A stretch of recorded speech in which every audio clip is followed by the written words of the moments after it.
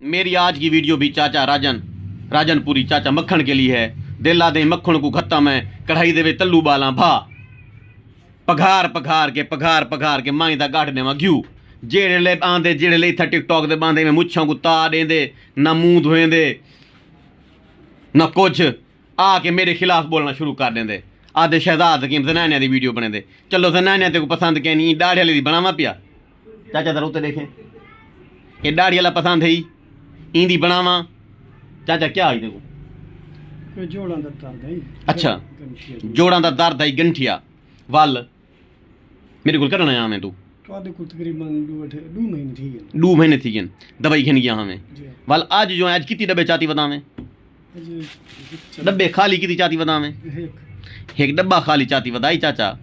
आधे ए वाली दवाई जी ना बड़ी आला दवाई है मेरे को यह दे चा इवें आखी जी हां बस मैं दवाई दे दी है हुन तबीयत किवें है अल्हम्दुलिल्लाह दर्द दी क्या पोजीशन है दर्द में थोड़ा बहुत वधे तो चले फायदा थे रिजल्ट मिले मैं डाकदार बन गया रब जी दवा तो सा दी शिफा रब दी चल पैसे दे चाचा मक्खन देखे बैठा इंदा ये पगर के अपने आप इंदा घ्यू निकल वंजे चाचा मक्खन मेरी मुखालफत छोड़ दे मैं तो वाल वाला था पियाई या तोदी मुखालफत करके चाचा मक्खन राजन पोरे